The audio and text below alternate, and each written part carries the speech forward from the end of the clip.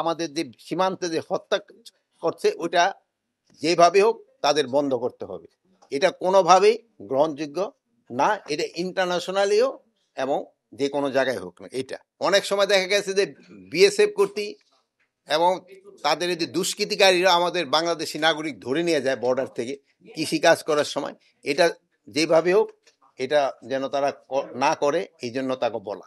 ভারতীয়রা অনেক সময় তাদের এই বর্ডার বেল্টে অনেক সময় এই যে মাদকের বিভিন্ন এই ফেন্সিডিল কারখানা, এইসব কারখানা এই তৈরি করে আমাদের দেশে এই এই জিনিসগুলি, যদিও ওই ফেন্সিডিলটা তারা ঔষধ হিসাবে বলে বানায়, কিন্তু আদারওয়াইজ বানায় এটা মাদকের জন্য এবং আমাদের বাংলাদেশের ভিতরে দিয়ে দেয়। সীমান্তে 150 গজের ভিতরে অনেক সময় সে কতগুলি কাজ আছে যেটা করার নিয়ম নেই, ওইগুলি অনেক সময় তারা করতে চায়। আর কিছু কাজ আছে যেটা করতে হলে দোনো দেশের পারমিশন লাগে।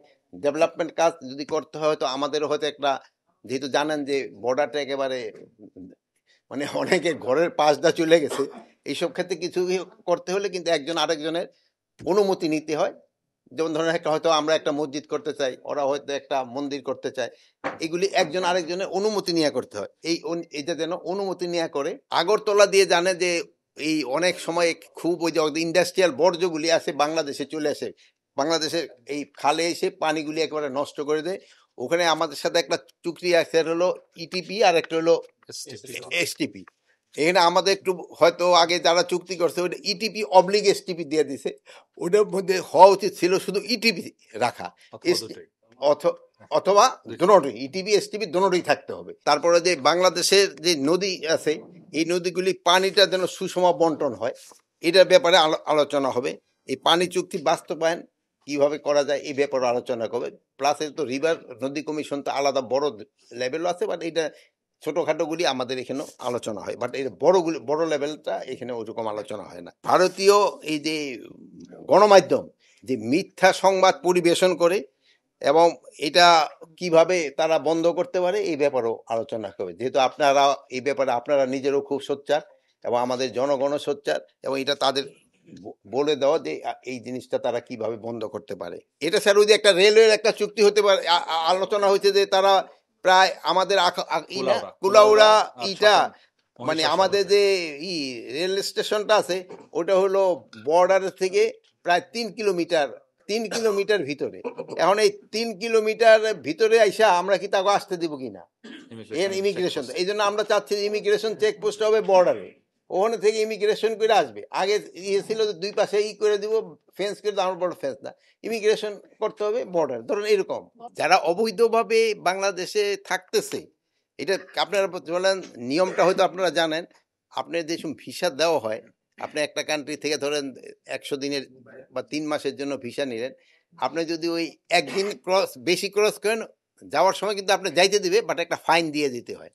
এই ফাইনটা আমরা কিন্তু প্রথম অবস্থা 5 গুণ বাড়িয়েছে, যেখানে 200 টাকা ছিল ওখানে আমরা 1000 টাকা করেছি। আগে ছিল যে যত দিনে থাকেন যাওয়ার সময় আপনি 30,000 টাকা বুঝি ম্যাক্সিমাম দিতে, আমরা কিন্তু এটাও উঠাই দিছি যে যত হবে যত লাখ টাকা হবে অত দিতে হবে।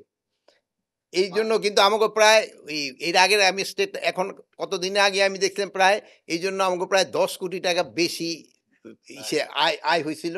এবং এইতে আরেকটা ইন্ডিকেশন ছিল যে যারা এই ভিসা ছাড়া আছে আমাকে বাংলাদেশে তারা আস্তে আস্তে চলে যাচ্ছে।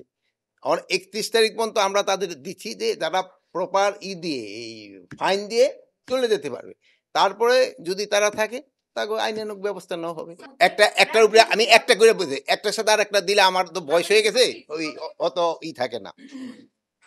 এখানে হলো আস্থা বৃদ্ধি, খালি ওই সার দিয়ে কিন্তু আস্থা বৃদ্ধি হয় না, আলোচনার মাধ্যমে একজন আরেকজনের একটা কনফিডেন্স বিল্ড হয়, যে একজনের সাথে আলাপ আলোচনা করেও কিন্তু আস্থা হয়। এই জন্য আপনি বলেন যে সার দিয়া বা এইটা নিয়ে হবে না, আস্থা এই যে যাওয়া আসা এবং এই সমস্যাগুলি যে আলোচনা হবে, এবং কিছু কিছু সমস্যা একেবারে আমি কি বলি যে 100% সমস্যার সমাধান করে আসতে পারবো তা তো না, কিছু সমস্যার সমাধান হবে, কিছু আবার হয়তো নেক্সট মিটিং এ সমাধান হবে, এইভাবেই তো আস্থা বৃদ্ধি পাবে। ছাড় দেওয়ার প্রশ্নই আসে। বলেন আপনি ওইটা এইটা এখানে না, এই বর্ডার নিয়ে আলাপ হচ্ছে। আপনি আপনি না না শুনেন, এখন আপনি কি নতুনত্ব কোনটা চাচ্ছেন? এখন হলো কি আলোচনার সময় এখন নতুনত্ব কোনটা চাচ্ছেন?